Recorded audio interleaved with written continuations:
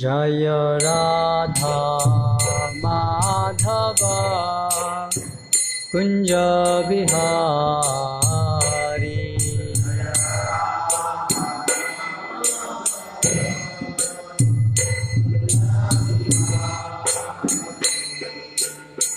गोपीजना वल्लभ गिरिवरधारी।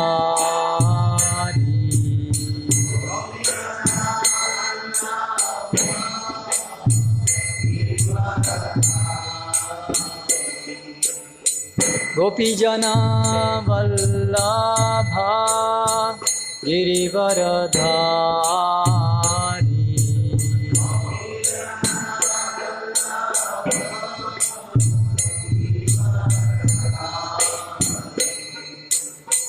यशोदानंदना व्रज जना रंजना।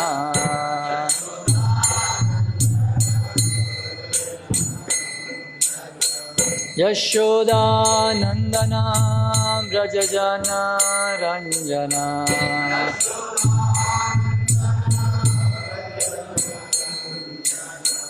यमुना तीरावन चारी।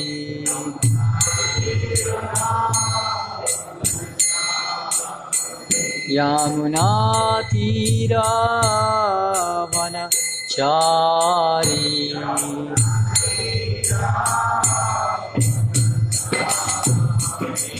जय राधा माधव कुंज बिहारी।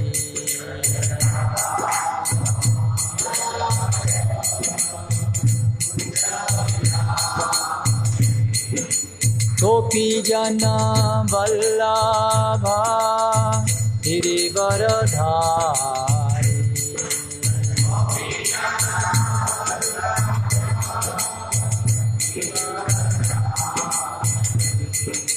गोपी जना वल्लभ गिरिवरधारी।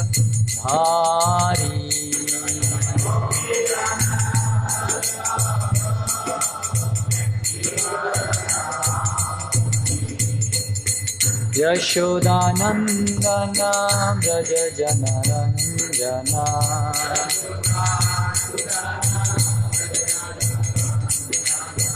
यशोदानंदना व्रज जना रंजना।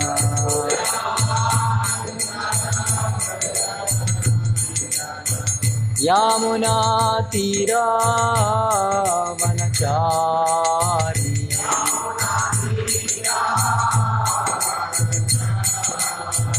यमुना तीरावनचारी।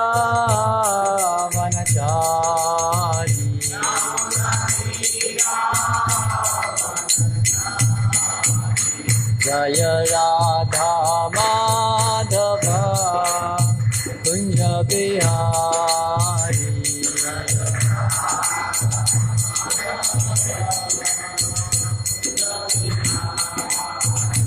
जय राधा माधव कुंज बिहारी।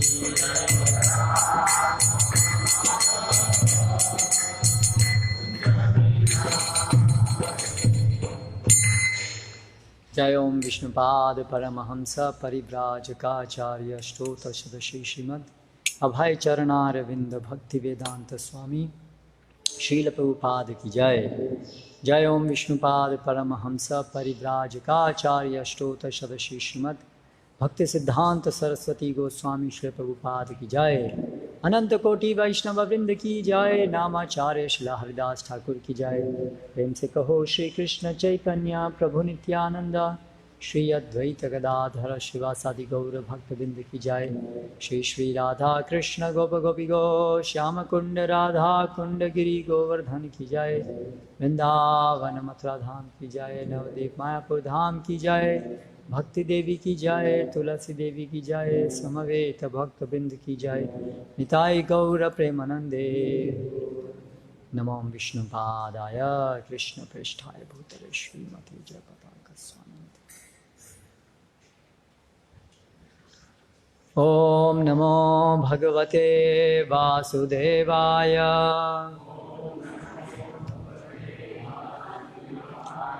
ॐ नमो भगवते वासुदेवाय।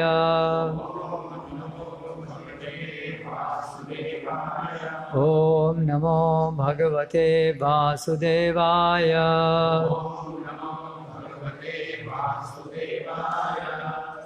Only that we should correct this. This is always coming late. So work on it. Should not come in between. Huh? जैसे ही बैठे तो should come.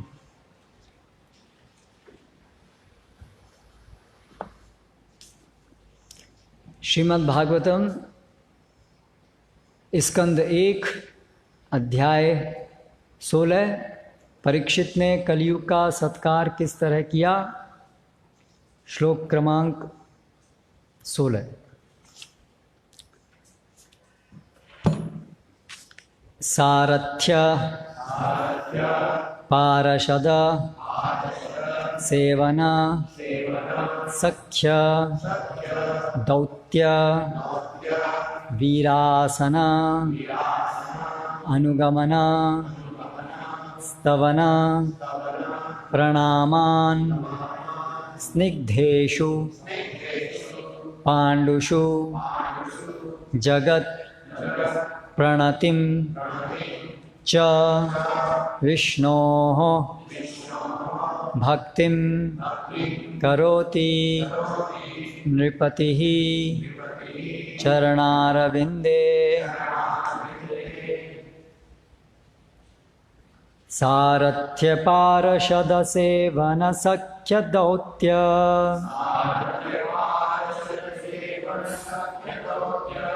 वीरासनानुगमन स्तवन प्रणामान्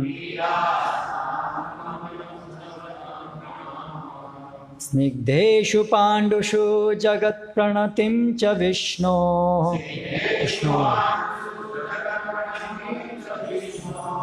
स्निग्धेषु पाण्डुषु जगत्प्रणतिं च विष्णोर् भक्तिं करोति नृपतिश्चरणारविन्दे।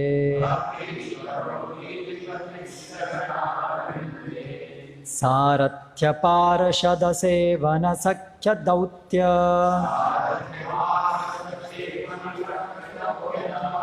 वीरासनानुगमन स्तवन प्रणामान् स्निग्धेषु पाण्डुषु जगत्प्रणतिं च विष्णोर्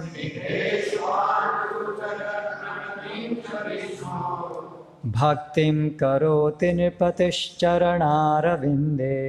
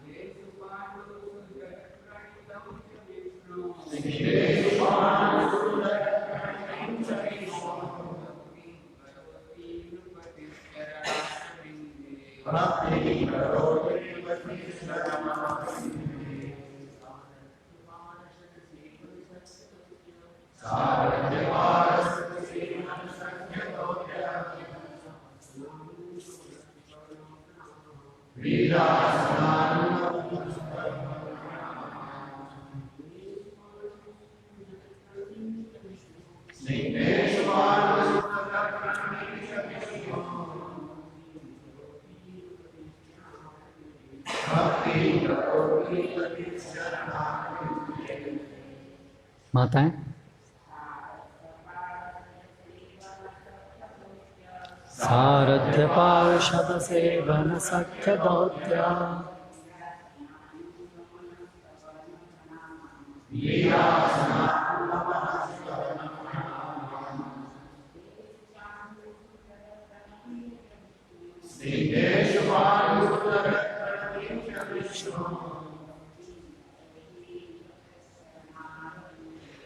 भक्तिं करोति निपतिश्चरणारविन्दे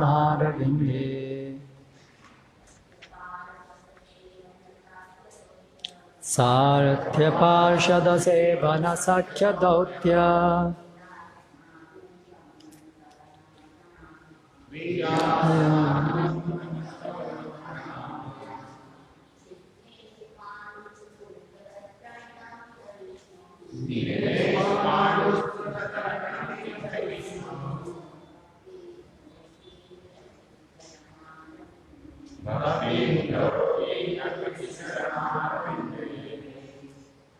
सारथ्य, सारथी के पद की स्वीकृति। पार्षद,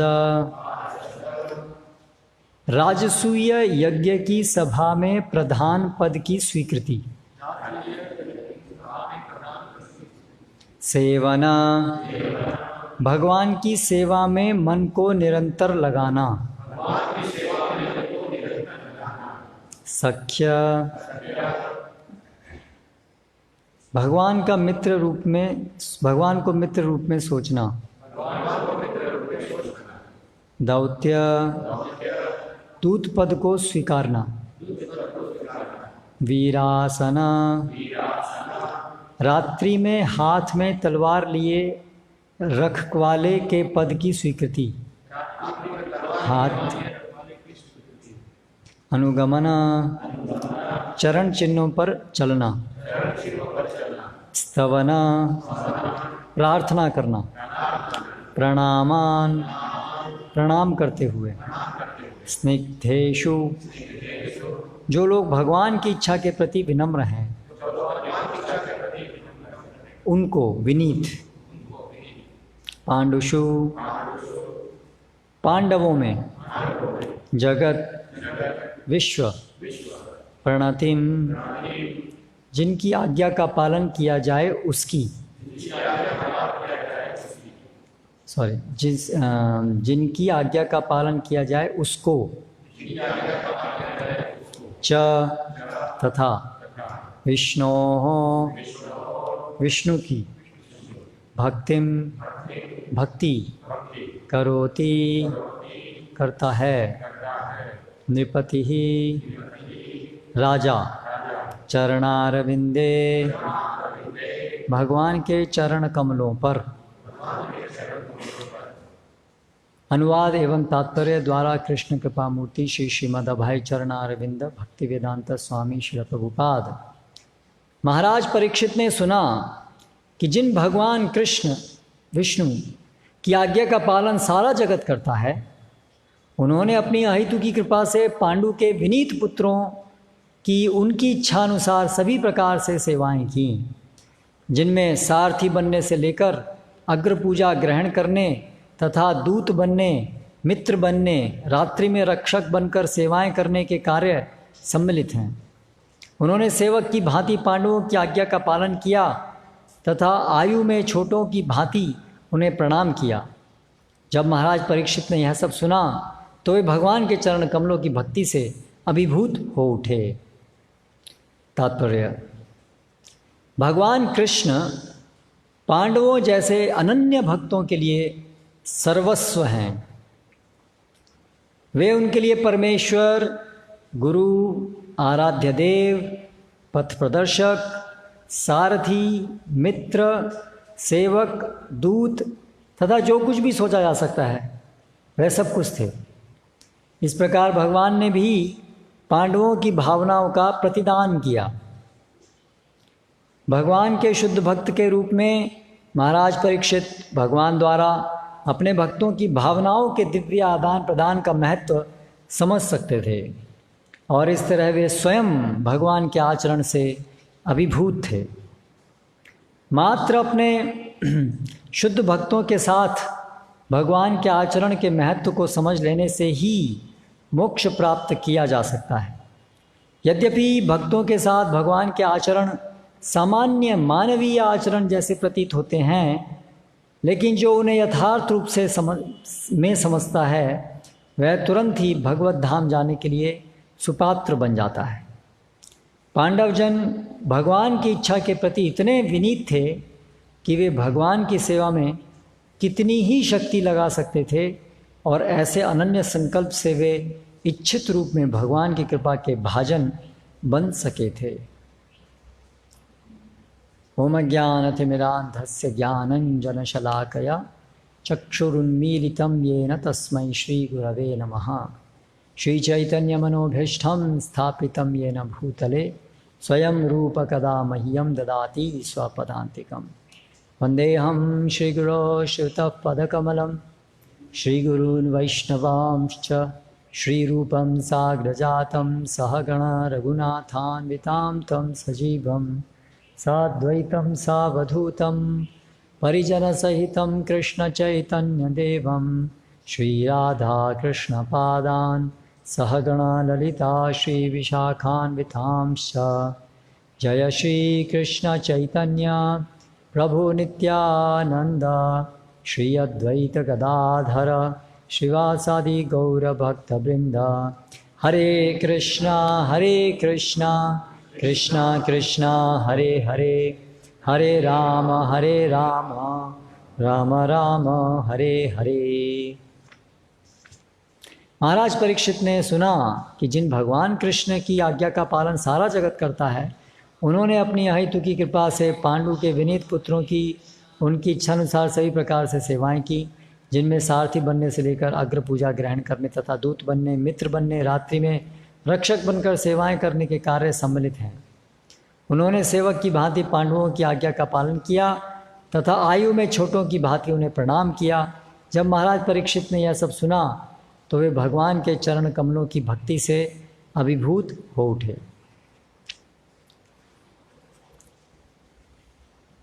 जैसा कि कल हमने देखा, परीक्षित महाराज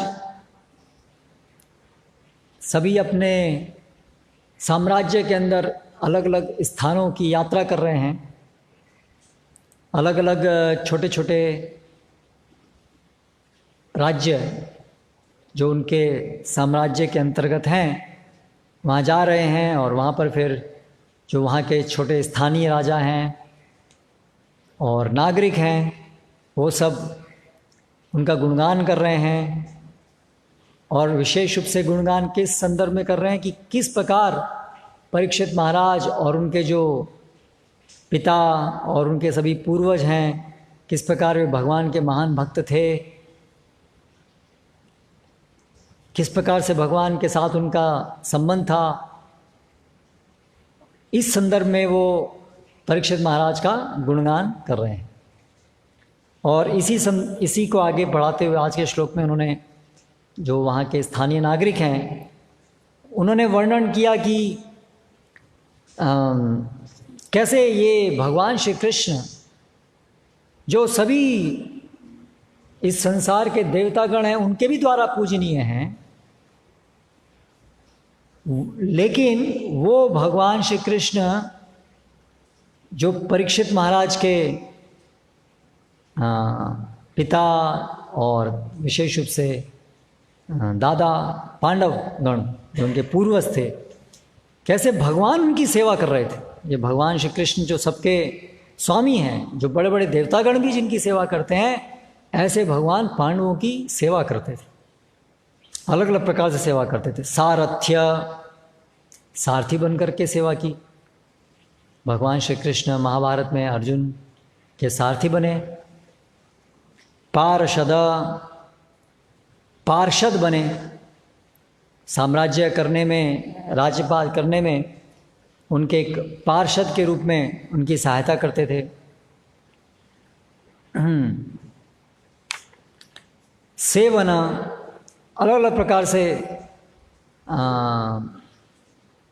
पांडवों की सेवा करते थे। दौत्य, दूत का कार्य किया, दूत बन करके गए भगवान का, पांडवों का। वीरासन, वीरासन अर्थात रात्रि में उनकी पहरेदारी भी की। तो जब महाभारत का युद्ध हो रहा था तो भगवान इस प्रकार रात्रि में पहरेदारी भी करते थे। अनुगमन, उनके पीछे पीछे चलते थे। स्तवन, प्रणामान, वो उनको नमन करते थे। छोटे युधिष्ठिर महाराज उनसे बड़े थे तो इस प्रकार से उनको प्रणाम करते थे, चरण स्पर्श करते थे। तो ये सब प्रकार से वो पांडवों की सेवा करते थे। ये सुन करके नहीं, पांडवों की सेवा करते तो पांडवों का भी क्या गुण था जो उनके पूर्वज थे? स्निग्धेषु, ऐसे पांडव जो स्निग्धेषु अर्थात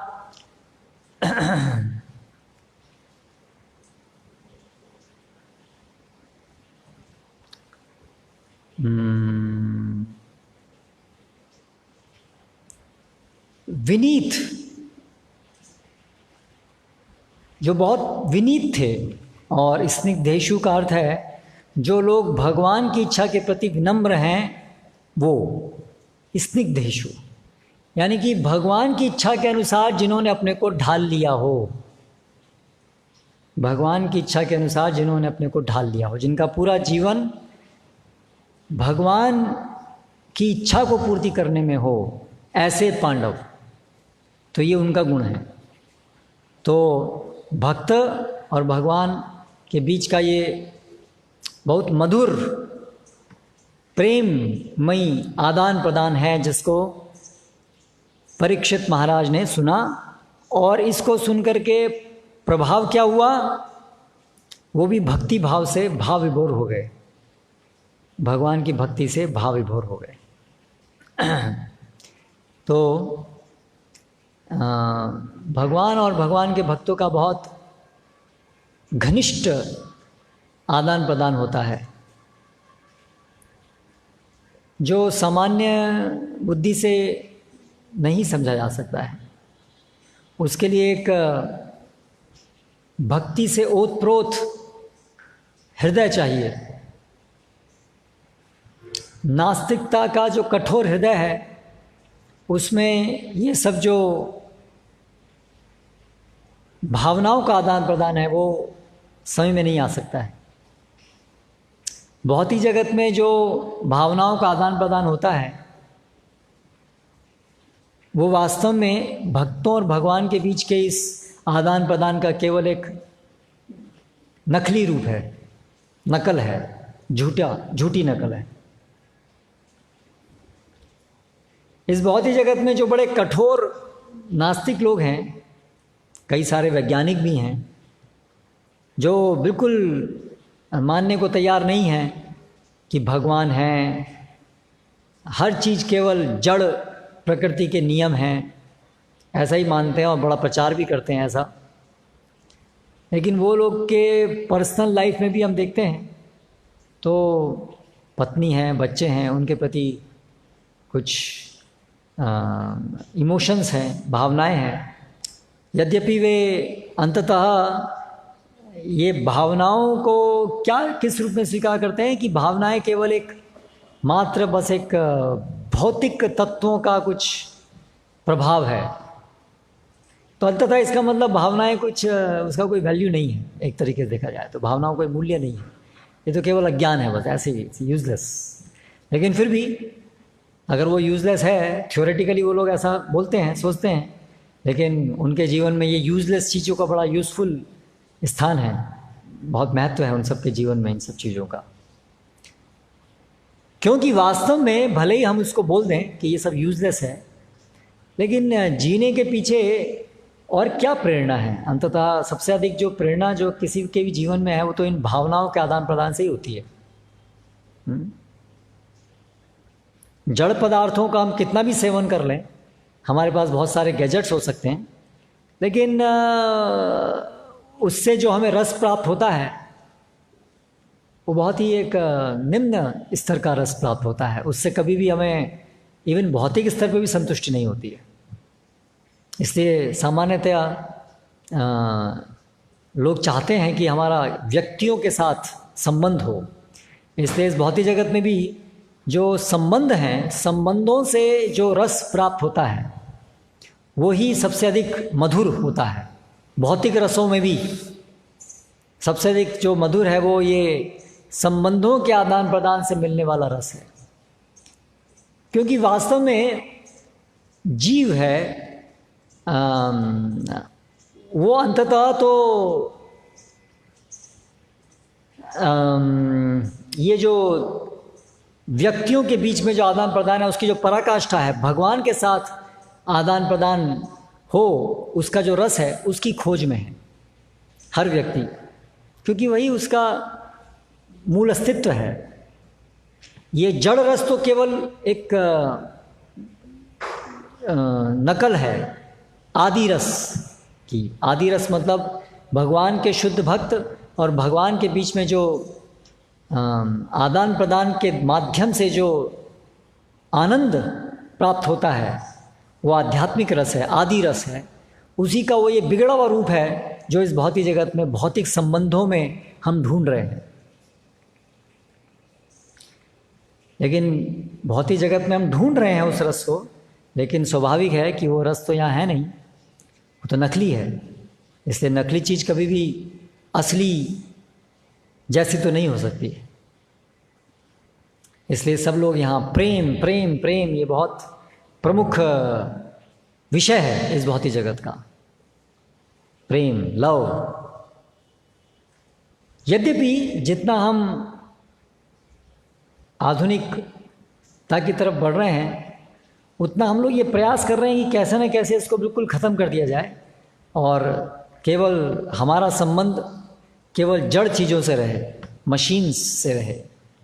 क्योंकि आदमी भी एक मशीन है और अभी आर्टिफिशियल इंटेलिजेंस धीरे धीरे सब कुछ उसी से हो रहा है। तो वैज्ञानिक गण ऐसा भी प्रस्ताव रखे थे, अभी भी है, कि एक दिन ऐसा आएगा कि आदमी रोबोट से शादी करा करेगा।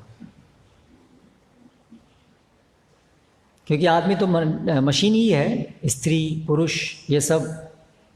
जिनको सोना है पीछे जाके सो जाओ, पीछे नहीं, सॉरी, मंदिर के बाहर जाके सो जाओ, या तो खड़े हो जाओ, है ना।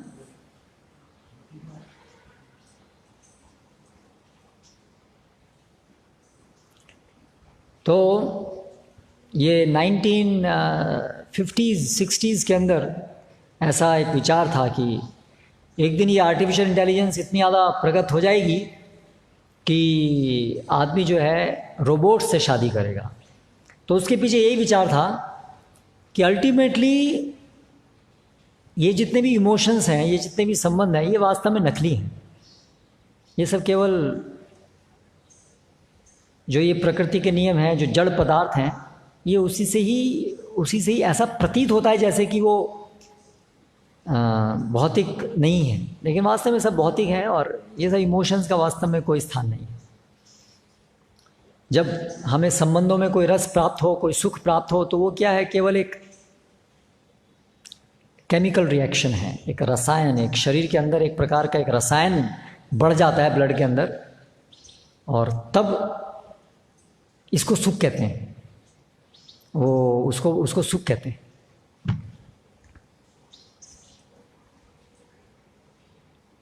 तो इसलिए वो कंप्यूटर से उपमा करते हैं कि हर व्यक्ति एक कंप्यूटर है। लेकिन अगर हम थोड़ा सा ध्यान दें, कंप्यूटर में क्या हो रहा है, अगर आप कंप्यूटर की संरचना में जाएंगे या कोई भी मशीन की संरचना में जाएंगे तो उसमें एक बहुत उसको रिड्यूस किया जा सकता है उस चीज़ को। जैसे कंप्यूटर में मान लीजिए आप एक बहुत कॉम्प्लेक्स कोई मैथमेटिकल इक्वेशन को सॉल्व कर रहे हैं, मान लीजिए स्क्वायर रूट निकाल रहे हैं, स्क्वायर रूट ऑफ 4, 4 का स्क्वायर रूट निकाल रहे हैं, तो आप बटन दबाते हैं स्क्वायर रूट 4 स्क्वायर रूट, या कोई भी कैलकुलेटर में भी, तो वो उसका स्क्वायर रूट निकल के आता है 2।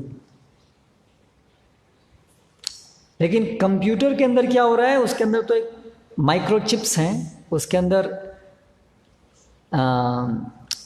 डायोड, ट्रायोड और जो इलेक्ट्रिकल इम्पल्सेस हैं उनका केवल आदान प्रदान हो रहा है।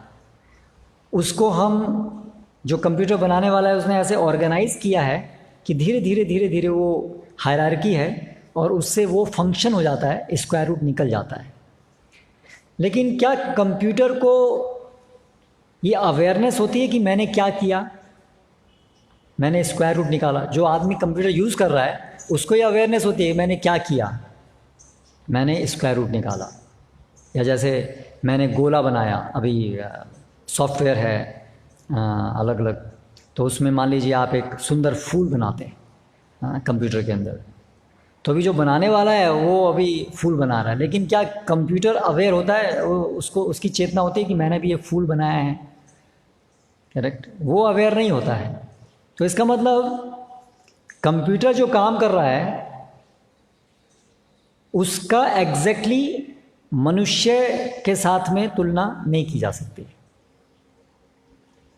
कुछ हद तक तुलना की जा सकती है, मनुष्य ने भी एक फूल बनाया, उधर कंप्यूटर ने भी एक फूल बनाया, लेकिन कंप्यूटर जो है उसके प्रति सचेत नहीं होता है कि उसने क्या किया, और ना क्या किया और उससे ना उसको अनुभूति होती है। जैसे एक आर्टिस्ट है तो वो आर्टिस्ट एक फूल बनाता है तो उसको एक अनुभूति होती है कितना सुंदर फूल बना है, करेक्ट। लेकिन कंप्यूटर को इस प्रकार की अनुभूति नहीं होती है।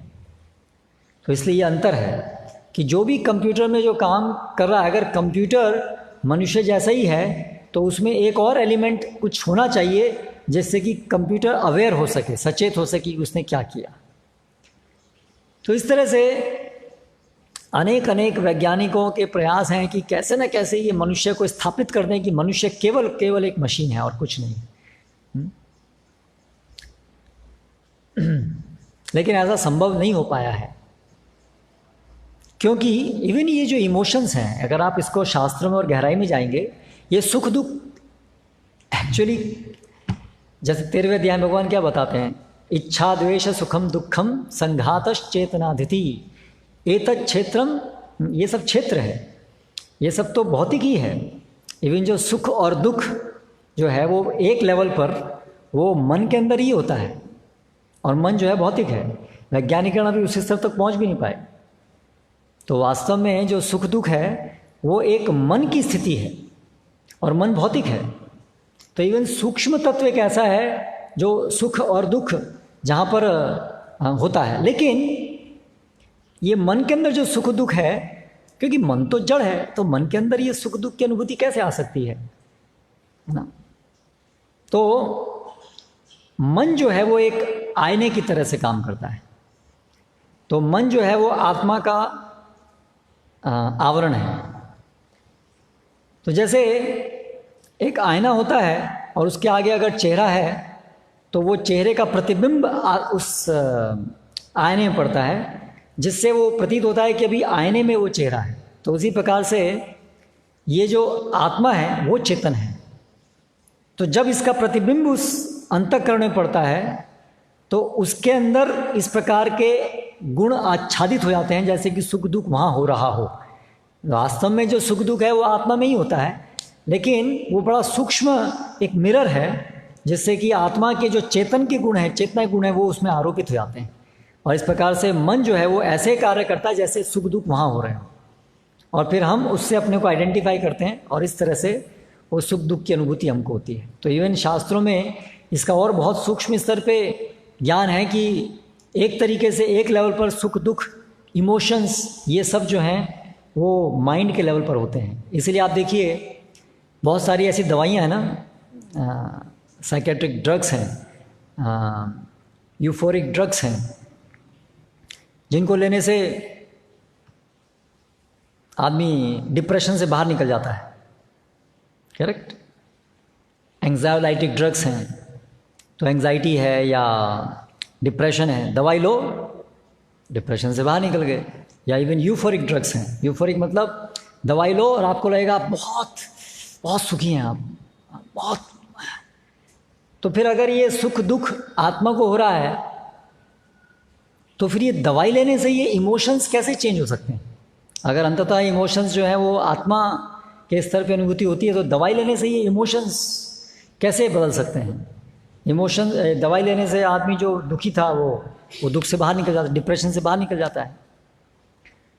तो कैसे संभव है?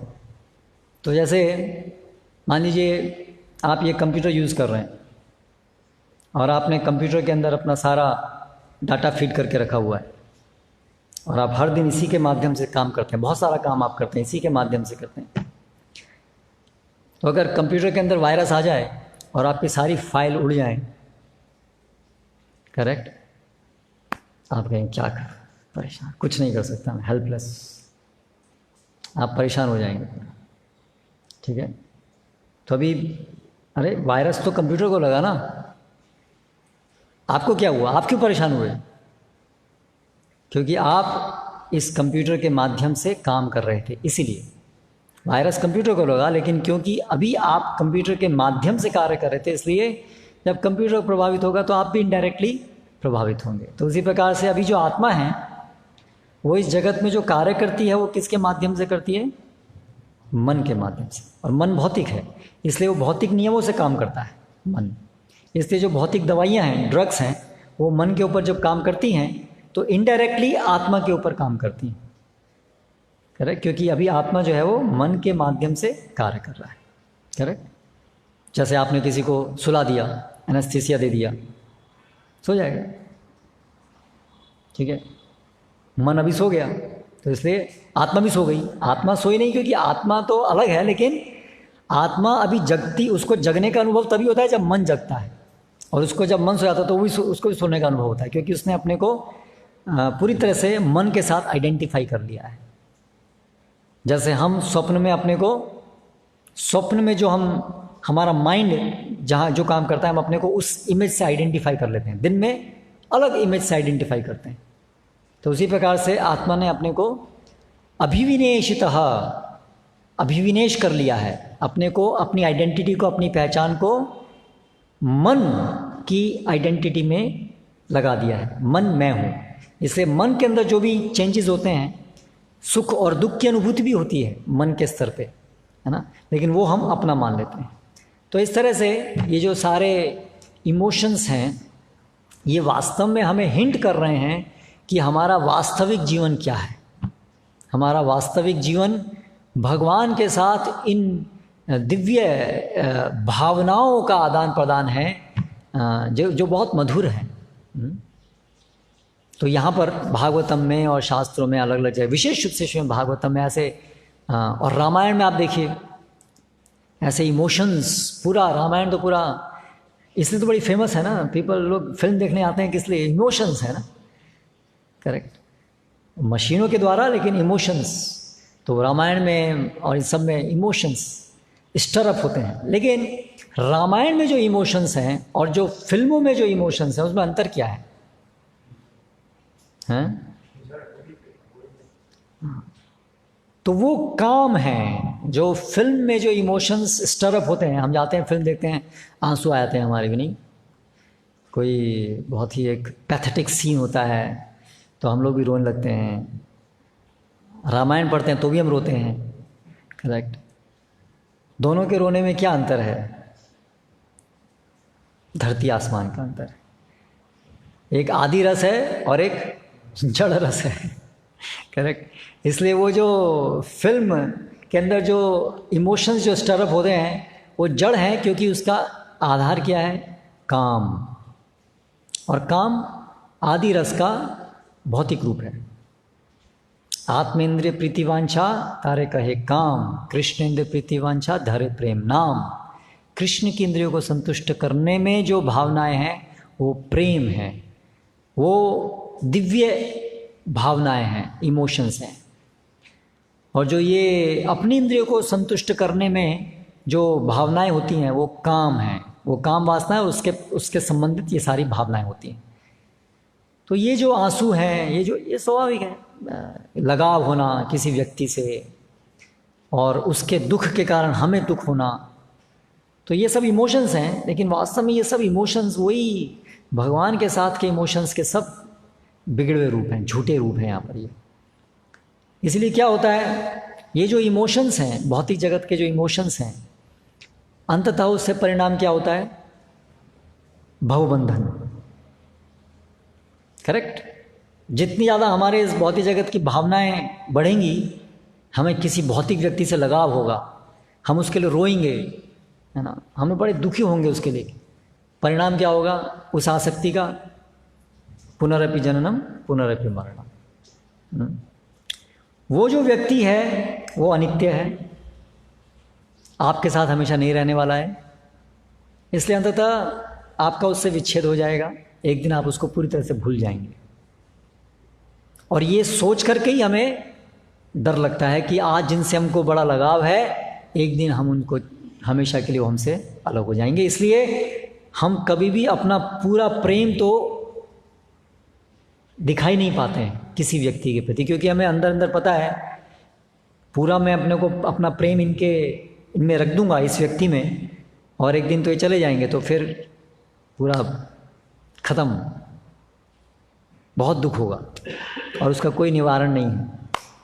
इसलिए हम किसी से प्रेम कर नहीं पाते हैं एक्चुअली इस भौतिक जगत में, क्योंकि हमें बैक ऑफ द माइंड हमें पता है कि इससे दुखी मिलने वाला है, ये संबंध नित्य नहीं रहने वाले हैं।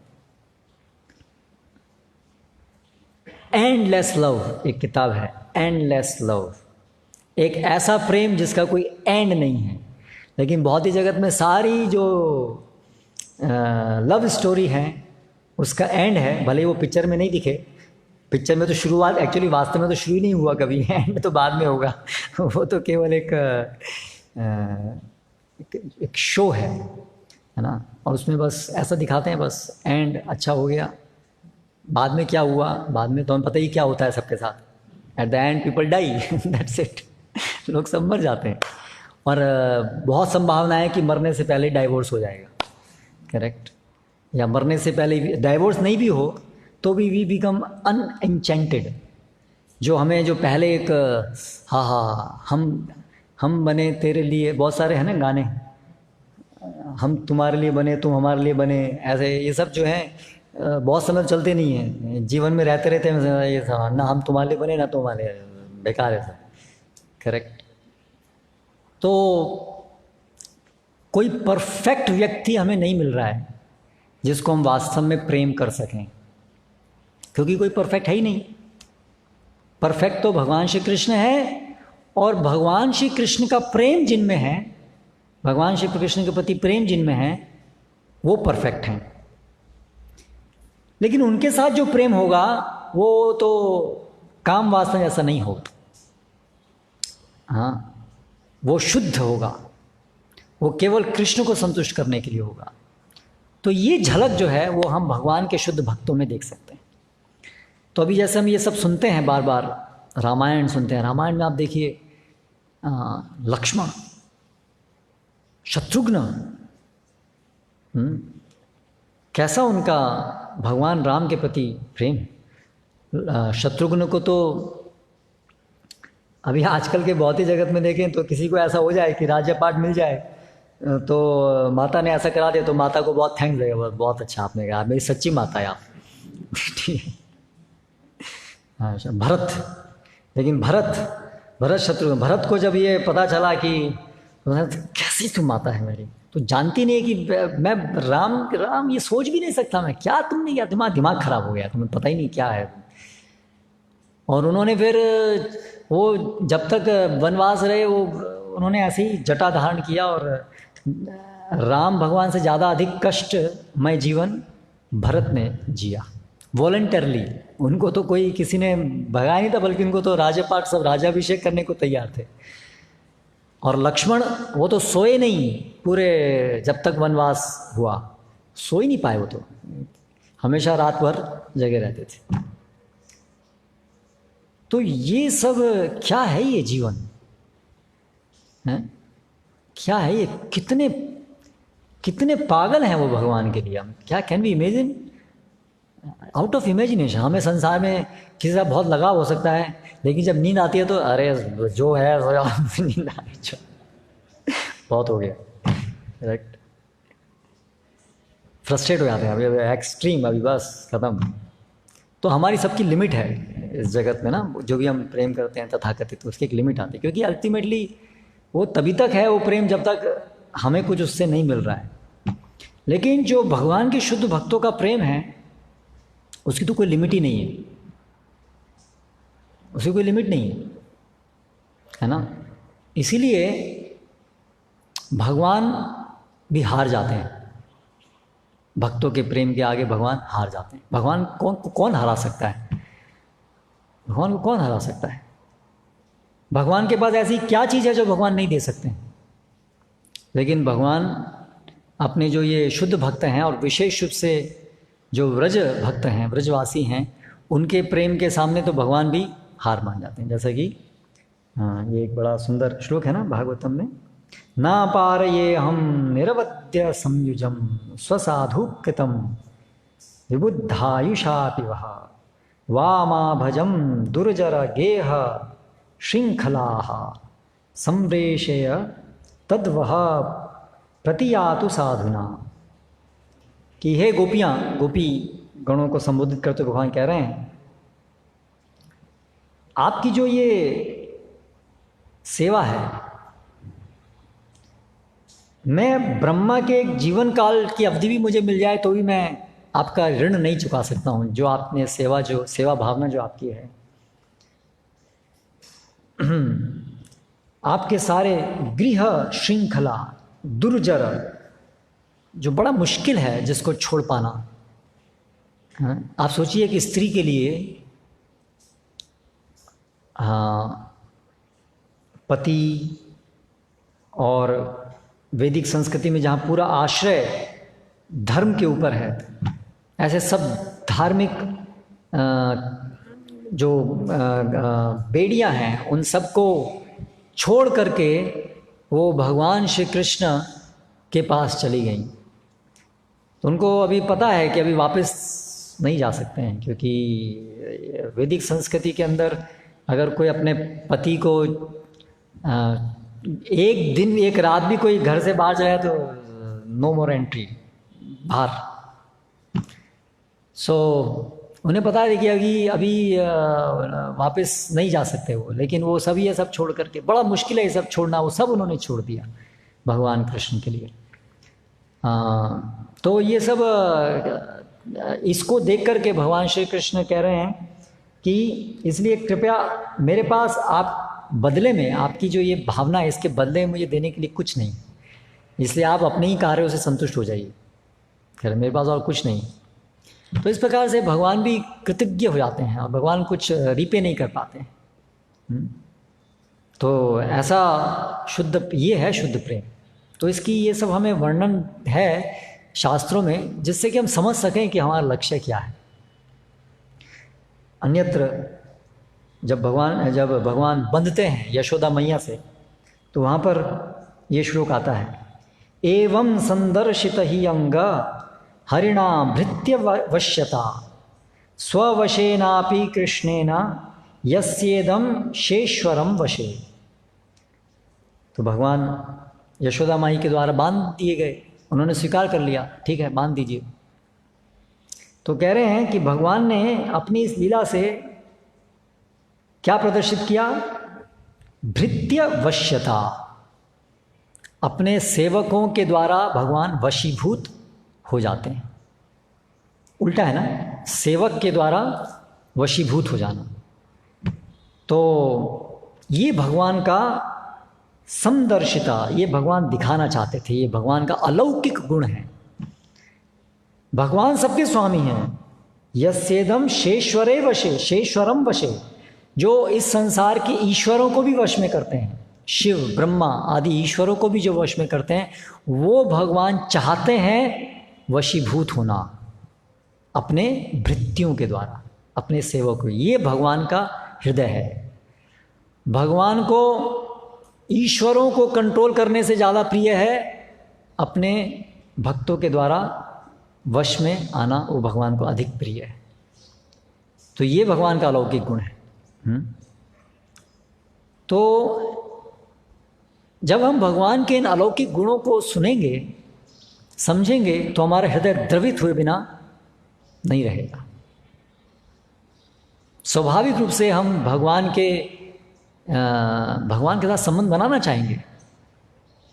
हम भौतिक जगत में संबंध बनाना चाहते हैं, प्रयास कर रहे हैं, लेकिन संबंध बनाना शुरू करते हैं, फिर बाद में बहुत सारी गलत चीज़ें प्रस्तुत होती हैं। लव मैरिज में ऐसे ही होता है।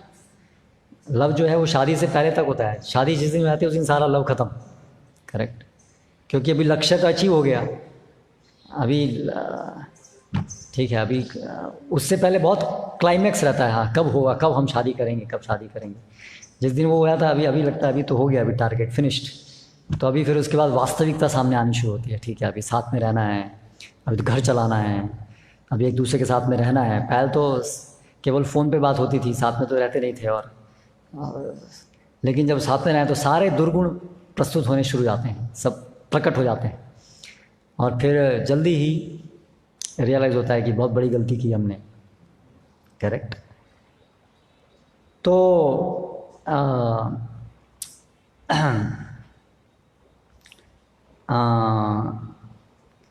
तो इसलिए वास्तव में तो हम ढूंढ रहे हैं कि कोई हमें ऐसा व्यक्ति मिले जिसके अंदर सब अच्छे गुण हों।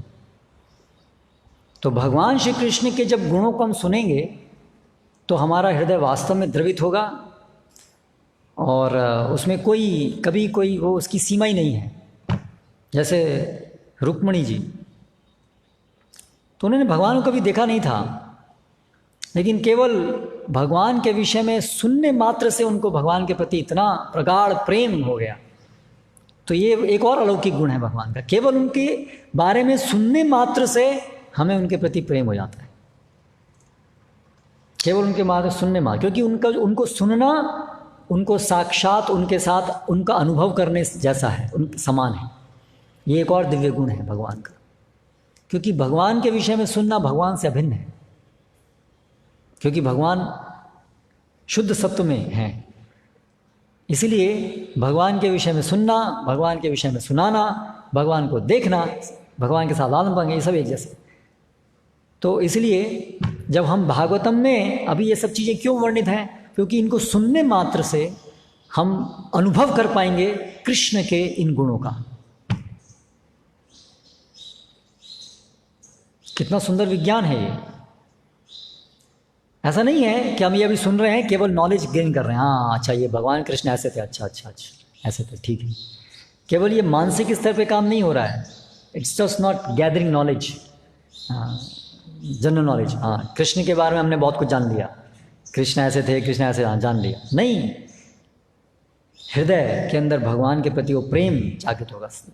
यानी प्रेम जागृत होगा मतलब संबंध स्थापित हो जाएगा। संबंध होने का तभी तो हृदय परिवर्तित होगा।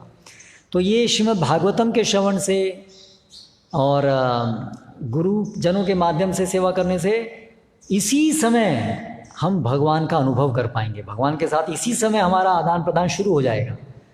ऐसा नहीं है कि हमें वेट करना पड़ेगा, आध्यात्मिक जगत में जाएंगे तब भगवान के साथ आदान प्रदान शुरू होगा। नहीं, अभी आदान प्रदान शुरू हो जाएगा।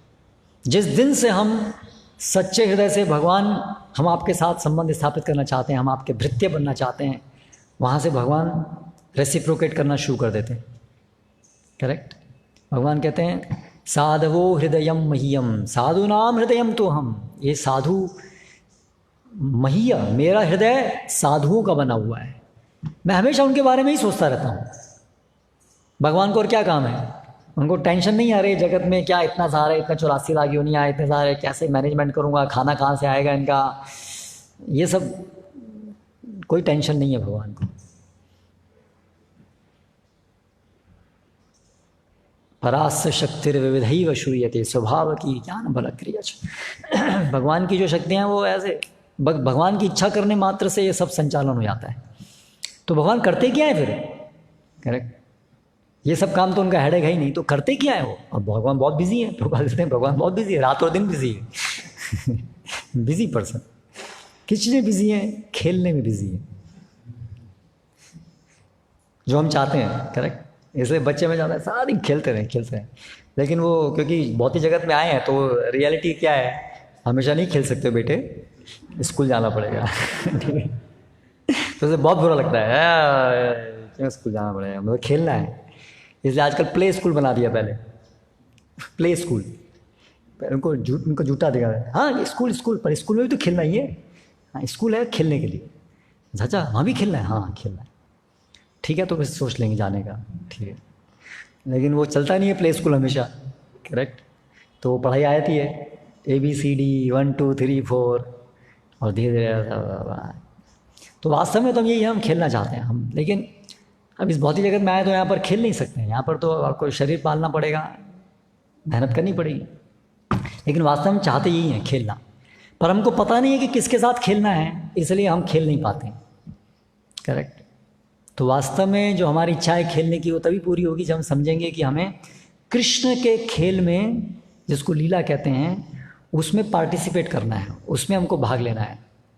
वही हमारा वास्तविक स्वरूप है। तो सही बात है, हमारे को ये जॉब करना, ये सब कोई जिम्मेदारी इस प्रकार की जिम्मेदारी नहीं है हमारी। ये सब जिम्मेदारी हमने बनाई है। हमारी जिम्मेदारी क्या है? वो एक बड़ा आनंद का विषय है कि कृष्ण के साथ खेलना है। That's all. ये हमारा वास्तविक जीवन है। तो भगवान यही हमें निमंत्रण दे रहे हैं। आप सोचिए हम कितने मूर्ख होंगे कि हम वो चीज़ छोड़ करके यहाँ पर ये सारा बर्डन अपने ऊपर हमने ले लिया। करेक्ट। तो इसलिए बहुत हमारी दयनीय स्थिति है।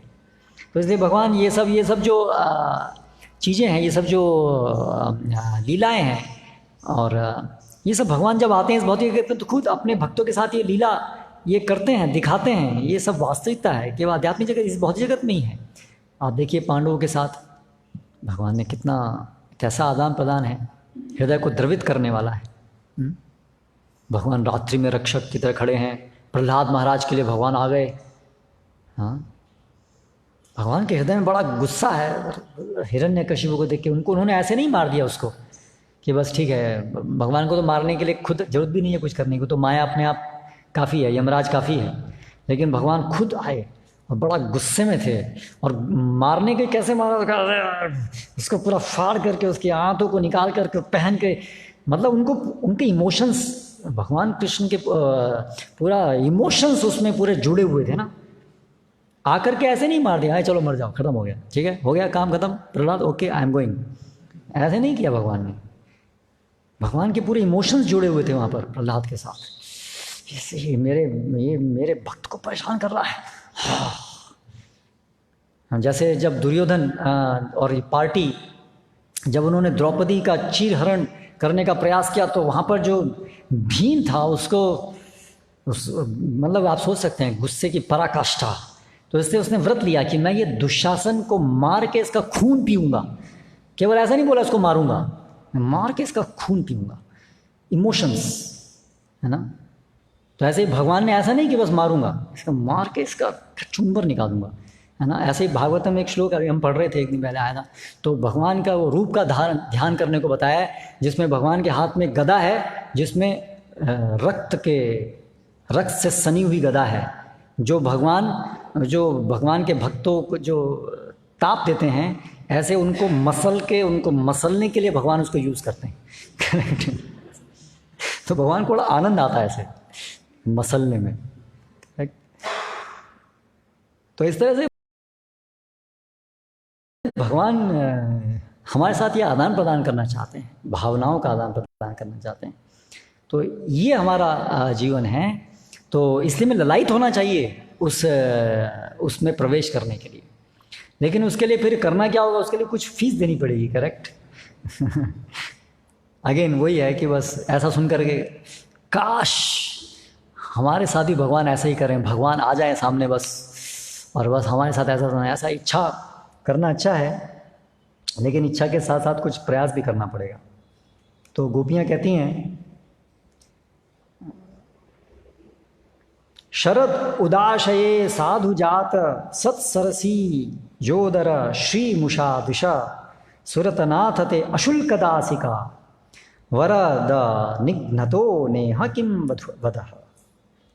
तो जब गोपियाँ भगवान के पास गईं और भगवान ने उनको, भगवान गायब हो गए वहाँ से, रास एरिया से, तो ये गोपियाँ ये बोलती हैं हमसे कि आप हमें क्यों मार रहे हैं इस प्रकार से, हम आपकी अशुल्क दासियाँ हैं, हमने कभी आपसे कुछ मांग नहीं की कि हमें बदले में ये दीजिए, अशुल्क दासियाँ हैं। आश्लिष्यवा पादृतम पिनष्टुमाम अदर्शनम मर्महताम करोतु वा। तो हमारी तरफ से ये चाहिए अशुल्क दासियाँ, कि हम भगवान आपके सेवक हैं और हमें कुछ नहीं चाहिए। भक्त की इच्छा नहीं होती कि भगवान मेरे सेवक बन जाएं, करेक्ट। भक्त की इच्छा क्या होती है, हम आपके सेवक बने और हमें बदले में कुछ नहीं चाहिए, बस हमें आपकी सेवा चाहिए। क्योंकि अब हम जान गए हैं कि वास्तव में हमारा यही हमारा संवैधानिक स्थिति है। कदा हम एकांतिक नित्य किंकरो प्रहर्षयिष्यामि सनाथ जीवितम। ये भक्त की अभिलाषा होती है कि मैं कब केवल मेरा हर्ष होगा आपकी सेवा करने में, आपको प्रसन्न देखने में ही मेरा हर्ष, ये मैं चाहता हूँ। कदा हम एकांतिका, एक एकांतिका नित्य किंकरा, नित्य सेवक, प्रहर्षयिष्यामि, मेरे एकमात्र प्रसन्नता होगी सनाथ जीवितम, ये समझ करके कि मैं सनाथ हूँ, मैं आप मेरे स्वामी हैं। तो ये मूड कल्टीवेट करना है, ये मूड कल्टीवेट करना है हमको। तो इसलिए हमें नियमित भागवतम श्रवण करना चाहिए, चर्चा होनी चाहिए, हमें समय निकालना होगा इसके लिए, तभी तो हम आकर्षित होंगे। अभी हमें समय नहीं है भागवतम पढ़ने के लिए, सुनने के लिए, तो क्या होगा। या समय है तो माइंड यहाँ नहीं रहता है, क्योंकि माइंड में इतनी सारी चिंताएं घूमती रहती हैं। तो इसलिए फिर वो हृदय जो द्रवित होना चाहिए नहीं हो पाता है। तो इसलिए समय निकालिए भागवतम श्रवण करने के लिए, सुनाने के लिए, जप करने के लिए। हर दिन हमारे पास कितना सुंदर अवसर है श्री कृष्ण से बात करने का, लेकिन हम सो जाते हैं। भगवान आए सामने, हम बात करने का बात करना चाहते, बोलो क्या बोलते हो, तो बुलाया क्यों था। हर रोज हम कर रहे हैं, इतना बड़ा अपराध है। या खड़े हैं लेकिन कहीं और ध्यान है, कुछ और, अरे वो करना है, वो करना है, वो करना है। भगवान सामने हैं, उपस्थित हैं, और हम कुछ और कर। आप सोचिए भगवान कितने दयालु हैं, इतना अपमान हर रोज कर रहे हैं, फिर भी हर रोज हम फिर भी भगवान तैयार हैं।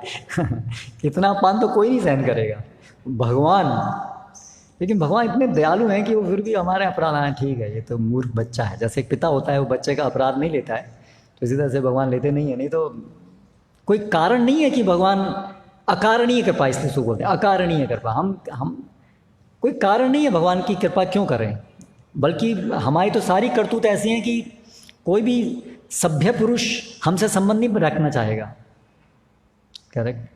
लेकिन भगवान सभ्य पुरुष के बियॉन्ड हैं, अत्यंत कृपालु हैं, इसलिए वो हमसे संबंध हमेशा से तैयार हैं बनाने के लिए। तो इसलिए हमें बड़ा उत्सुकता से हमेशा भगवान के साथ प्रार्थना करने के लिए हमें तैयार होना चाहिए, प्रार्थना करनी चाहिए हृदय से। यह हरे कृष्ण मंत्र भगवान से प्रार्थना है। तो सो जाएंगे तो प्रार्थना कैसे करेंगे, या हमारा ध्यान मानिए प्रार्थना कैसे करेंगे, हृदय से प्रार्थना करनी है। आप किसी भौतिक जगत में भी आप अपने फैक्ट्री में जाते हैं, बॉस के पास तो बहुत please accept my application, please, कितना सावधानी से बात करते हैं, ठीक है। और यहाँ पर हम असावधानी से प्रार्थना करते हैं, यानी प्रार्थना करते ही नहीं है, करेक्ट। तो इसलिए हमारी फिर प्रगति बड़ी होती नहीं है, बहुत धीरे धीरे होती तो है, धीरे धीरे होती है। प्रगति हो जाती है, पता नहीं भगवान ऐसी प्रगति करा देते हैं बिना कोई हमारे तो लायकात नहीं है, फिर भी भगवान देते हैं, तो इतने कृपालु हैं। तो आप सोचिए यदि हम थोड़ा सा भी अगर मन से प्रार्थना करेंगे, मन लगाएंगे भगवान की सेवा करने में, तो भगवान जैसे कहा है हम 1 कदम बढ़ाते हैं, भगवान 10 कदम बढ़ाने के ललायत हैं। हैं तो हम भगवान की तरफ गंभीरता से बढ़ें तो। हरे कृष्णा। कोई प्रश्न है, कोई चर्चा? और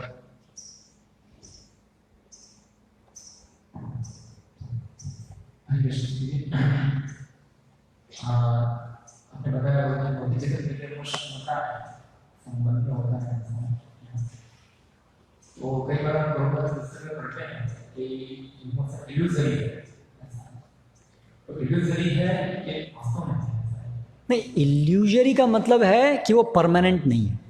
जब भी शास्त्रों में ये इल्यूजन शब्द जब जहाँ आता है, जैसे कि माया, या जैसे आता है कि जैसे ड्रीम उदाहरण देते हैं, जैसे सपने की तरह से।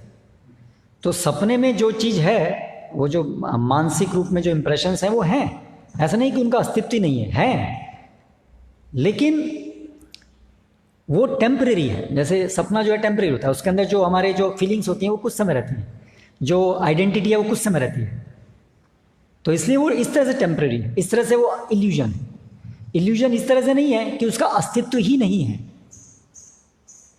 हाँ, वो दूसरा प्रकार है। वो है जैसे कि विवर्त, रस्सी है, सांप दिख रहा है, सांप तो वहाँ है ही नहीं, केवल भ्रम है कि हम सोच रहे हैं कि सांप है, तो उस तरह से नहीं है। ये जगत है, जगत के अंदर वो इमोशंस भी हैं, पर वो इल्यूजरी इन द सेंस वो टेम्परेरी है। इस तरह से वो इल्यूजरी।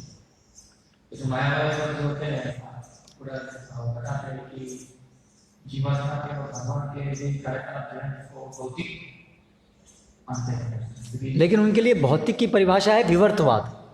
भौतिक जैसा कुछ है ही नहीं, सर्व खल्व इद ब्रह्मन, भौतिक जैसा कुछ है ही नहीं। अल्टीमेटली वो इल्यूजन उनका वो है, विवर्त, वो इल्यूजन है ही नहीं कुछ, केवल एक कल्पना है। लेकिन शास्त्र के अनुसार वो नहीं है, कल्पना नहीं है। भगवान की ये भगवान की एक शक्ति है, इसलिए कल्पना नहीं है, एक शक्ति है। ये सृजित जगत है, लेकिन ये नित्य नहीं है, और इसलिए हमारे रहने का स्थान नहीं है। तो वो इल्यूजन है कि सोचना कि ये मेरा स्थान है, वो वैसा है, वो भ्रम है।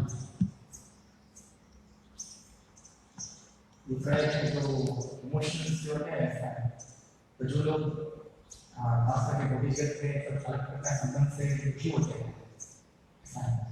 तो वो सोचते हैं आने जगत के अंदर इमोशन जो होंगे वो हमेशा स्वीट होंगे।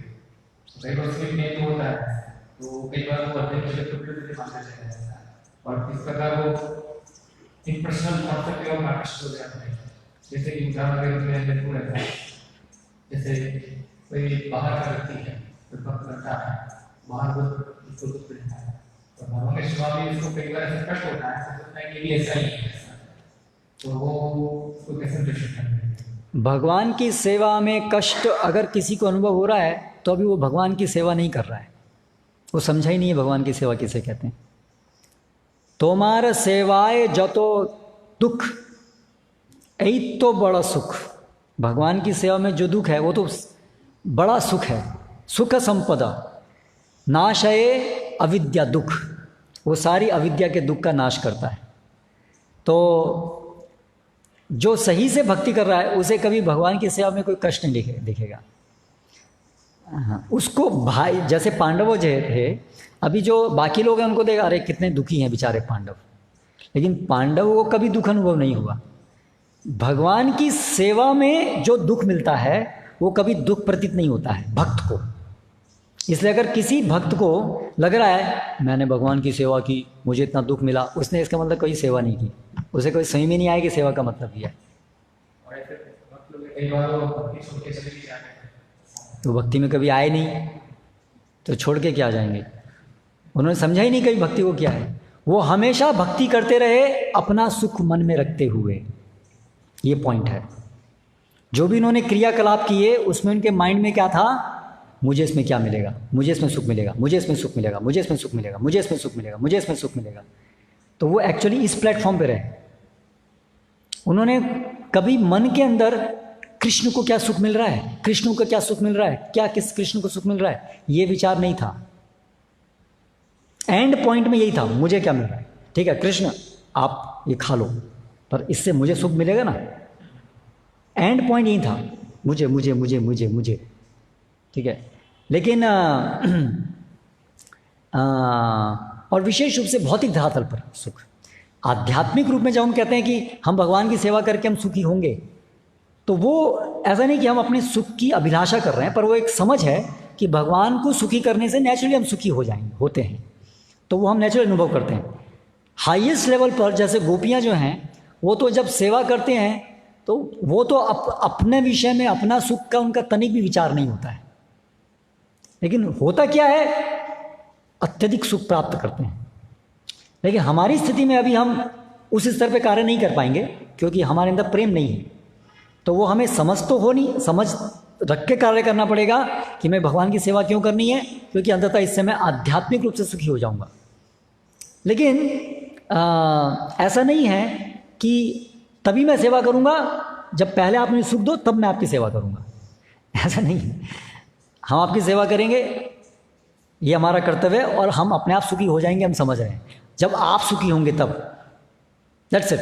अभी उसमें वो कैलकुलेशन नहीं है कि पहले आप करो फिर मैं करूँगा, ऐसा नहीं है। हम आपकी सेवा करेंगे समझते हुए कि सेवा करना हमारा कर्तव्य है और इससे अपने आप होगा, दैट्स इट। ऐसी भावना से ही सेवा करता है, फिर नेचुरली वो सुख का अनुभव करता है। तो वो कभी छोड़ के नहीं जाएंगे। जो भी अगर भक्ति को छोड़ के जा रहा है, इसका मतलब वो भक्ति को सही से समझ नहीं पाया। और कोई प्रश्न? हरे कृष्ण। तो स्वप्न जो है वो अगर टेम्पररी है, तो हम जब जागते हैं तो कुछ होता नहीं है ऐसा। लेकिन जैसे ये जगत है, व्यक्ति को सो जाते हैं तो आप लोग के जगत होता है टेम्पररी, लेकिन स्वप्न जो दूसरी बार स्वप्न देखते हैं वो होता नहीं। तो वो कैसे समझेंगे कि वो क्षणिक है, उसका अस्तित्व है उसमें सपनों में? और दूसरा ये कि सपनों के अंदर भी सपने आते हैं ना, करेक्ट। सपने के अंदर भी सपना आता है कभी कभी, तो आप वापस उसी रियलिटी में आते हैं सपने के अंदर भी। तो ऐसे ही ये एक बड़े सपने के अंदर छोटे छोटे सपने हैं और वो बड़ा सपना खत्म होता है जब एक शरीर हम त्यागते हैं। तो yes, that is also possible. सपने में के अंदर सपना देखना, तो ये बड़े सपने के छोटा सपने चल रहे हैं, तो we come back to that सपना, बड़ा सपना। इसको इल्यूजरी कैसे कह सकते हैं? इल्यूजरी का यही अर्थ है। इल्यूजरी मतलब वो परमानेंट नहीं है, क्योंकि हम परमानेंट है, इसलिए हमारे लिए वो इल्यूजरी है। ये हमारी वास्तविकता नहीं है ना। जो भी आइडेंटिटी हम सपने में जो आइडेंटिटी देखते हैं कि मान लीजिए मैं ट्रैफिक में फंस गया हूँ, करेक्ट। तो अभी वो हमारी वो जो इस समय जो आइडेंटिटी, जो अपनी पर्सनैलिटी को हम देख रहे हैं वहाँ पर, वो एक मन के द्वारा गठित पर्सनैलिटी है। तो वो आत्मा की वास्तविकता नहीं है, इसलिए वो इल्यूजरी है। उसी प्रकार से अभी हम वर्तमान में हम देख रहे हैं कि मैं, फॉर एग्जांपल, मैं बहुत अमीर आदमी हूँ, ठीक है, या मैं पुरुष हूँ, या मैं स्त्री हूँ, या मैं इंडियन हूँ, फॉर एग्जांपल, है ना। तो ये सब जो हमें फीलिंग होती है, मैं भारतीय हूँ, मैं पुरुष हूँ, मैं ये हूँ, तो वो आत्मा की आइडेंटिटी नहीं है ना। इसलिए वो मृत्यु के बाद वो खत्म हो जाएगी वो आइडेंटिटी। नेक्स्ट लाइफ में आप पाकिस्तानी हो सकते हैं, फिर आप आइडेंटिफाई करेंगे मैं पाकिस्तानी हूँ, और आप उसके अंदर वो भावनाएं आएंगी, हाँ भारत को हराना है, अभी आएगी पाकिस्तान को हराना है, आप फील कर रहे हैं, वो आइडेंटिफाई कर रहे हैं उससे। लेकिन आज से जो भी हमारी आयु है उससे पहले तक वो आइडेंटिटी नहीं थी, तो ये सपना शुरू हुआ वहाँ पर, तो इसलिए टेम्परेरी, इस तरह से इल्यूजरी है वो। आत्मा है इसलिए इसको टेम्पररी है। हाँ, क्योंकि वो आत्मा की रियलिटी नहीं है, इसलिए वो इल्यूजरी है, क्योंकि आत्मा की रियलिटी वो नहीं है। जैसे सपने में जो भी हम देखते हैं, जो जिससे भी हम अपने को आइडेंटिफाई करते हैं, वो हमारी रियलिटी नहीं होती है, वो अलग है हमारी उससे, है ना। सपने में हम जो भी देख रहे हैं वो दिन की रियलिटी से अलग है, इस तरह से इल्यूजरी है। तो उसी प्रकार से इस जीवन में या हर जीवन में जो भी हम जिसको रियल मानते हैं वो रियल नहीं है, वो हमारी अपनी आइडेंटिटी नहीं है, इसलिए वो इल्यूजन है। ठीक है। दूसरा ये कि अगर कभी कभी स्वप्न में ऐसा होता है कि बहुत कोई अपनी जगह पे गए हुए हैं, ऐसा सपना देखते हैं, तो क्या वो सूक्ष्म शरीर होता है या फिर सौर आत्मा भी होती है उसके साथ, ऐसा कि ये सिर्फ इमेजिनरी होती है मन के द्वारा? आत्मा तो हमेशा है ही।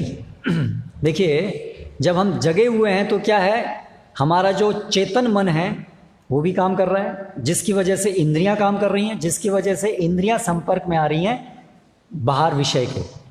ठीक है, तो बाहर विषय को आप परसीव कर रहे हैं क्योंकि माइंड का चेतन भाग वो एक्टिव है। ठीक है, और वहाँ से आत्मा जो आइडेंटिफाई कर रहा है अंतःकरण से, वो उसको परसीव कर रहा है बाह्य जगत के विषयों को। ठीक है, जब आप सो जाते हैं ड्रीम स्टेज, स्वप्नावस्था, उसमें क्या होता है, आपका जो चेतन मन है वो इनएक्टिव हो गया है। ठीक है, इसलिए अभी बाहर का जो इंद्रियों का जो बाहर का जो विषय के साथ संसर्ग है, उससे जो इनपुट है वो आना बंद हो गया है। ठीक है, लेकिन जो सबकॉन्शियस माइंड है वो एक्टिव है। तो सबकॉन्शियस माइंड के अंदर जो इम्प्रेशंस हैं, अभी बाहर से इनपुट आना बंद हो गया तो अंदर वाला इनपुट जो है वो मैनिफेस्ट होना शुरू हो गया।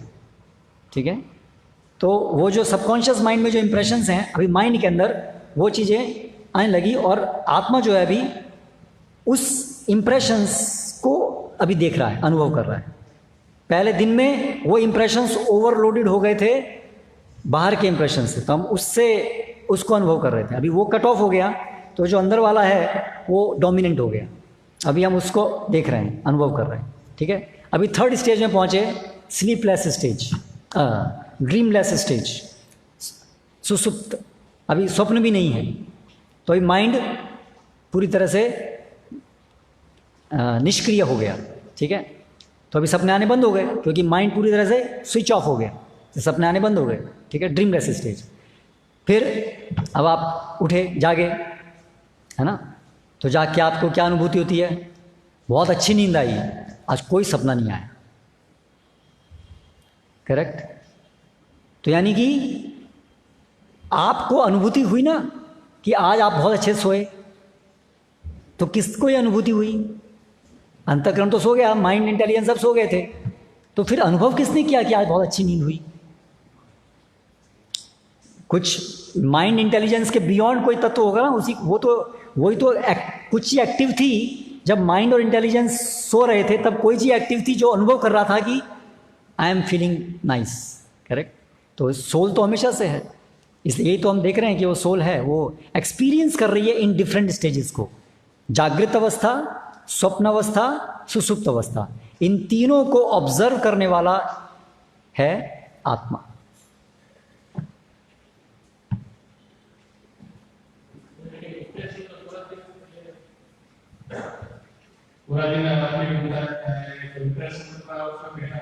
डिप्रेशन, इम्प्रेशन, इम्प्रेशन,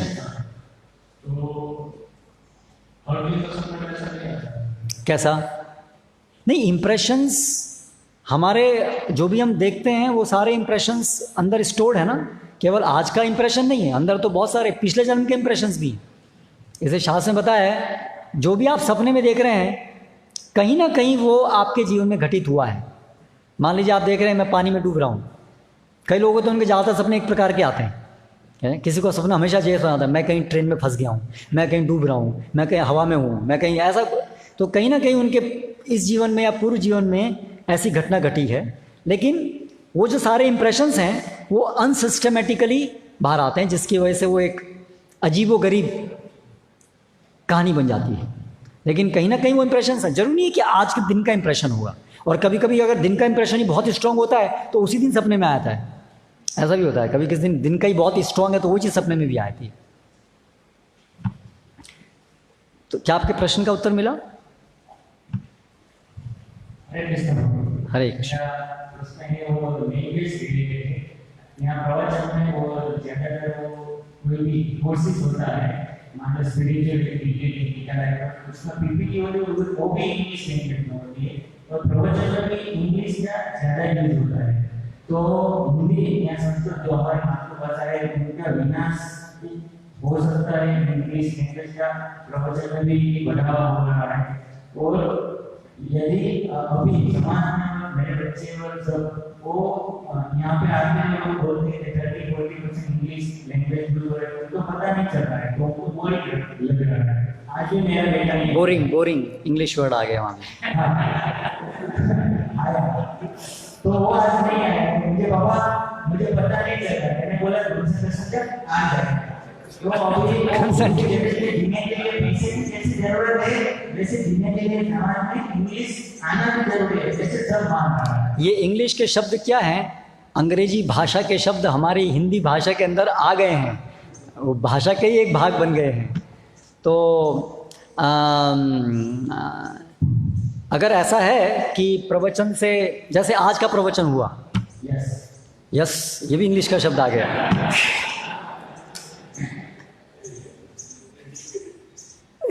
तो आपको समझ में आया कि नहीं आया? नहीं अभी नहीं आया। नहीं आपको आज का प्रवचन समझ में आया कि नहीं आया? आया। तो आपका जो बच्चा है वो आया है आज? नहीं। तो उसको समझ में नहीं आता ये जो मैंने बोला आज? क्या मैंने इंग्लिश के बहुत सारे शब्द यूज़ किए? थोड़े भी हुए, वो होना चाहिए। नहीं, ऐसा कुछ नहीं है कि होना चाहिए। देखिए, जो लोग समझ सकें वो होना चाहिए। समस्या क्या है, आजकल हमारी भाषा में अंग्रेजी इतनी घुल गई है कि अगर शुद्ध हिंदी में बोलेंगे तो शायद जो सुनने वाले हैं उनको शायद वो शुद्ध हिंदी भी समझ में नहीं आए। ऐसी दुर्भाग्य से ऐसा हो गया है। जहाँ जाते हैं समाज में जो इंग्लिश बोलते हैं वहाँ पे जिसको नहीं आती है वो अच्छा भी नहीं करते, क्योंकि इंग्लिश नहीं आना। वो हमारी गलत मानसिकता है, वो हम लोगों का विचार नहीं है। अंग्रेजी एक भाषा है, हिंदी एक भाषा है। आपको अंग्रेजी नहीं आती इसमें क्या गलती है? बस बोलो मुझे नहीं आती है। लेकिन हमको ऐसा सिखाया गया जिसको अंग्रेजी आती है वो बड़ा आदमी है, बढ़िया आदमी है, जिसको अंग्रेजी नहीं आती गंवार। मैं तो मानता हूँ इंग्लिश लैंग्वेज है, नॉलेज नहीं है, मैं तो मानता ही हूँ। तो बस तो मुझे वो प्रश्न यही है कि अगर इंग्लिश ज़्यादा बोलने लगेंगे तो हमारी जो मातृभाषा है उनका पतन होने को जा रहा है। तो इसलिए ये सही बात है। तो हमारी स्थानीय भाषाओं में, हिंदी, संस्कृत, सभी स्थानीय भाषाओं में प्रवचन होने चाहिए। और हमारी मैं इसको ही चाहता हूँ और कि हम इसलिए यहाँ प्रवचन हिंदी में होता है, आप गुजराती में देते हैं प्रवचन, होता है तो दीजिए, आप कीजिए। हम इसके समर्थन में हैं। हम इसके समर्थन में नहीं हैं कि सब प्रवचन अंग्रेजी में होने चाहिए और नहीं। प्रवचन के बारे में ये तो जनरल बात है कि इंग्लिश का बढ़ावा दे रहे हैं तो वेस्टर्न कल्चर को बढ़ावा दे रहे हैं। तो हम नहीं दे रहे हैं, हम नहीं देना चाहते हैं। आप नहीं, जनरल बात हो रही है। ठीक है, तो ठीक है, तो मैं मुझसे क्या चाहते हैं? प्रश्न क्या है? वो जनरल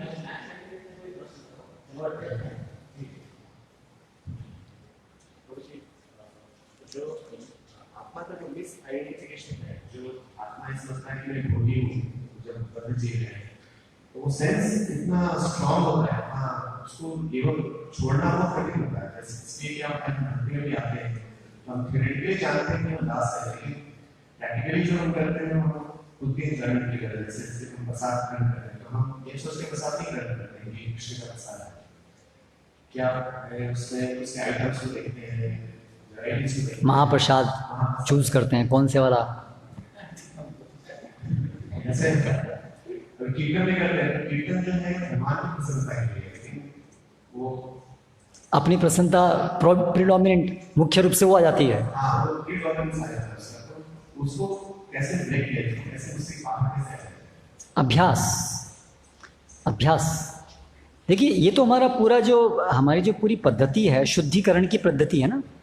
तो जो आप कह रहे हैं वही तो हमारी अशुद्धि है। भोग वासनाएं, मिथ्या पहचान कि मैं भोगता हूँ।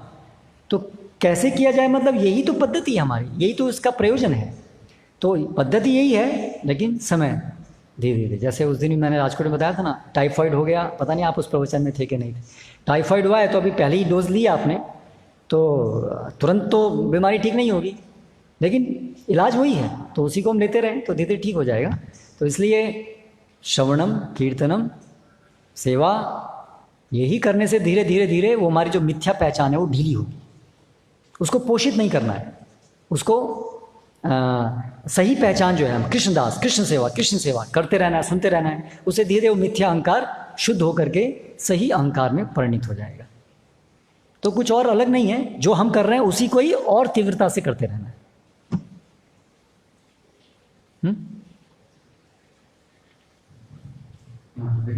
हरे कृष्ण। जो मन होती है पर कृष्ण भगवान में सेवाएं जो मिलता है वो आध्यात्मिक स्तर पे सेवा है, पर मन जो है वो सेवा करता है तो उस समय से लगता है उसको भी भौतिक समझ लेता है और वो निर्णय करता है ये अच्छी सेवा है, ये अच्छी सेवा है, ये करते हैं। तो जो पर्टिकुलर सेवा दी जाती है या उसको करना है तो क्या इतना रहे तो वो कंटिन्यू करता है सेवा को, जो चेतना से करना है कि ये सेवा में आध्यात्मिक तरीके से जो बताया गया उससे करना है, पर जो ऐसा नहीं वो सेवा अच्छी है। तो प्रश्न है कि मन में जो है सेवा तो आध्यात्मिक है पर मन भौतिक है, और फिर सेवा करते हैं तो लगता है कि मन करता है, मन बोलता है इसमें ये सेवा अच्छी नहीं है, वो सेवा अच्छी है, वो करो ये मत करो, तो क्या करना चाहिए? तो डंडे से मन को मारना चाहिए। भक्ति मन से नहीं होती है,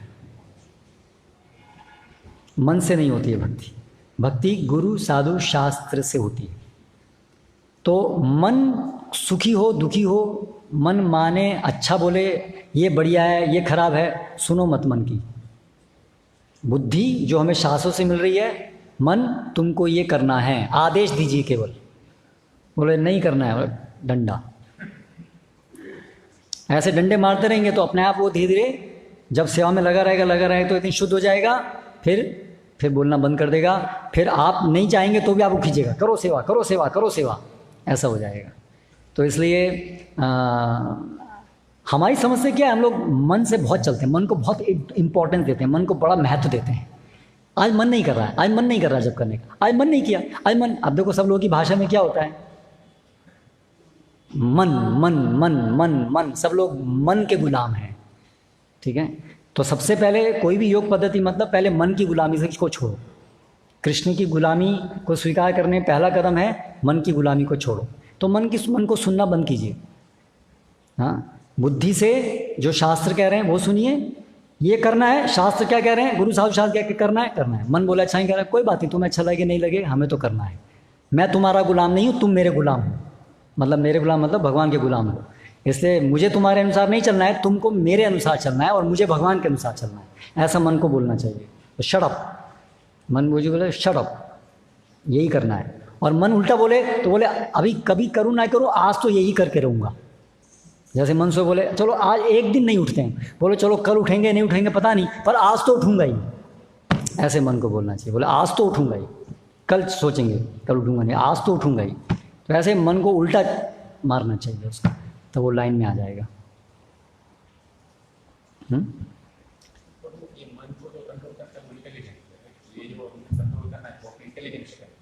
हाँ, मन को हम कंट्रोल करते हैं अपने इंटेलिजेंस से।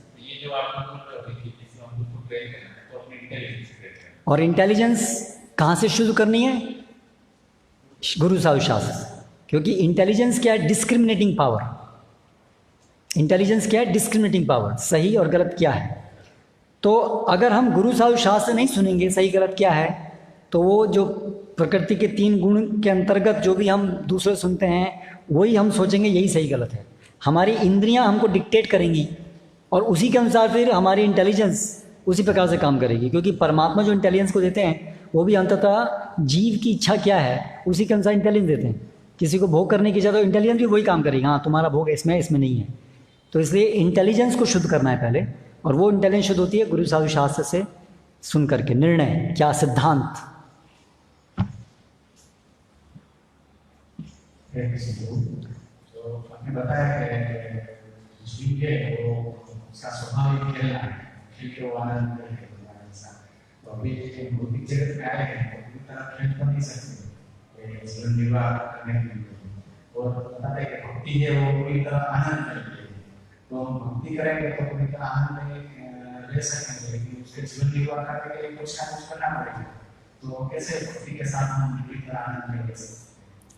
अगर हमारे जीवन निर्वाह का केंद्र भी भगवान की सेवा बन जाए तो फिर वो जीवन निर्वाह बर्डन नहीं रहता है। हम तो जीवन निर्वाह नहीं करते हैं, भक्त जो अपना जीवन निर्वाह नहीं करते हैं। प्रभुपाद जी लिखते भी हैं हमें क्या करना है, हम तो नौकर हैं, कृष्ण करेंगे, हमें तो भी कृष्ण की नौकरी करनी है बस। जीवन निर्वाह का बर्डन आप अपने ऊपर क्यों ले रहे हैं? करेक्ट। भक्ति में जीवन निर्वाह भी नहीं है, भक्ति में एक ही काम है, भगवान की सेवा बस। क्योंकि भगवान ने बोला है कि आप ये काम करो, इसलिए मैं इस तरह से भगवान के काम करते हैं। एक्चुअली ये कॉन्शियसनेस होनी चाहिए, ऐसा नहीं होना चाहिए कि ये मेरी ऑक्यूपेशनल ड्यूटी है, मुझे ये करना है। मुझे भगवान की सेवा करनी है, भगवान की सेवा में भगवान चाहते हैं कि मैं ये कार्य करके भगवान की सेवा करूँ, दैट्स इट। इसलिए मदर्थे धर्म कामार्थान, मेरे लिए अपने धर्म अर्थ काम करो। ऐसा नहीं कि मेरा अपना धर्म अर्थ काम है वो करूँगा और फिर भगवान के साथ उसको कनेक्ट कर दूंगा, ऐसा नहीं है। भगवान के लिए ही मैं ये सब धर्म अर्थ काम कर रहा हूँ, मेरा अपना सेपरेट नहीं है, ये जस्ट फॉर देम। शरीर मेंटेन भगवान की सेवा के लिए कर रहा हूँ, ऐसा नहीं कि मुझे शरीर मेंटेन करना है अपने लिए। तो ऑक्यूपेशन ड्यूटी जो है निभानी है, वो एक डायरेक्टली भगवान की सेवा का भाग हो गया, इसलिए वो एक खेल का ही भाग हो गया अभी हमारा। अगर हम पूरी कृष्ण चेतना में करेंगे तो बर्डन नहीं रहेगा वो। ये आंदोलन, ये चैतन्य महाप्रभु की लीला चल रही है, संकीर्तन आंदोलन। हाँ, संकीर्तन आंदोलन, इसमें जो भी चीज़ करना है। अभी यशोदा मैया भी बहुत चिंता करती है ना वहाँ पर, ऐसा नहीं कि वहाँ पर खेल का मतलब ये नहीं है, वो चिंता भी है, पर वो चिंता खेल के अंदर ही चिंता है, इसलिए बड़ी आनंददायक है वो चिंता कि अरे अभी दूध गर्म होगा, अभी दूध कहाँ से आएगा, क्या होगा, ये सब चिंता करते हैं। तो इसलिए भक्तगण को पूरे आंदोलन में हमें सबको भक्त बनाना है, कैसे बनाना है, कैसे प्रचार करना है, अधर्म कैसे काटना है, लीला के अंदर है ये सब भाग हो रहा है। क्योंकि अपने लिए नहीं है ना, तो वहाँ लीला आ गई, तो वहाँ से वो आनंददायक हो गया। जहाँ हम अपने को अपना इंटरेस्ट भगवान के इंटरेस्ट से अलग करेंगे, बर्डन आ जाएगा। लेकिन हमारा इंटरेस्ट भगवान का इंटरेस्ट नहीं है, वो खेल हो गया, भगवान की लीला का भाव हो गया, हम लीला में जुड़ गए। ओके, हरे कृष्णा।